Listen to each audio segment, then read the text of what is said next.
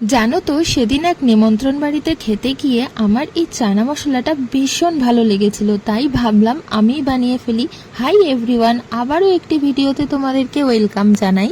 যদিও সেদিনের চানা মশলাতে আলু ছিল না আর পনির ব্যবহার করা হয়েছিল, আমার কাছে পনির নেই বলে আমি আলু ব্যবহার করছি। তোমাদের কাছে থাকলে তোমরা পনির ব্যবহার করতে পারো আর আলুটাকে স্কিপ করতে পারো।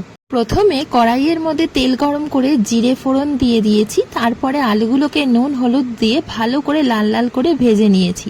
এরপরে আদা রসুন পেঁয়াজ বাটা দিয়ে ভালো করে কিছুক্ষণ কষিয়ে নিচ্ছি।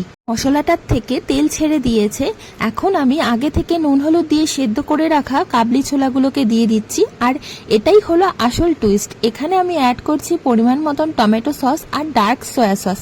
এটা দিলেই কিন্তু একদম অনুষ্ঠান বাড়ির মতন চানা মশলা রেডি হবে। রান্নায় লবণের ভারসাম্যতা আর সুন্দর রঙের জন্য আমি এখানে সামান্য পরিমাণ চিনি ইউজ করছি। ভালোভাবে মিশিয়ে নেওয়ার পর আমি এখানে ওপর থেকে গরম মশলা অ্যাড করছি। আবারও কিছুক্ষণ ভালো করে মিশিয়ে নেব। তারপরে যে কাবলি ছোলা সেদ্ধ করেছিলাম তার জলটা এখানে আমি ইউজ করছি। ঝোলটা ভালো করে ফুটে উঠলে ওপর থেকে কাসুরি মেথি ছড়িয়ে নামিয়ে নিলেই রেডি। গরম গরম নান, পরোটা বা লুচির সাথে পরিবেশন করো। আজ তবে এইটুকুনি, দেখা হবে নেক্সট কোনো ভিডিওতে। ততক্ষণের জন্য এনজয়।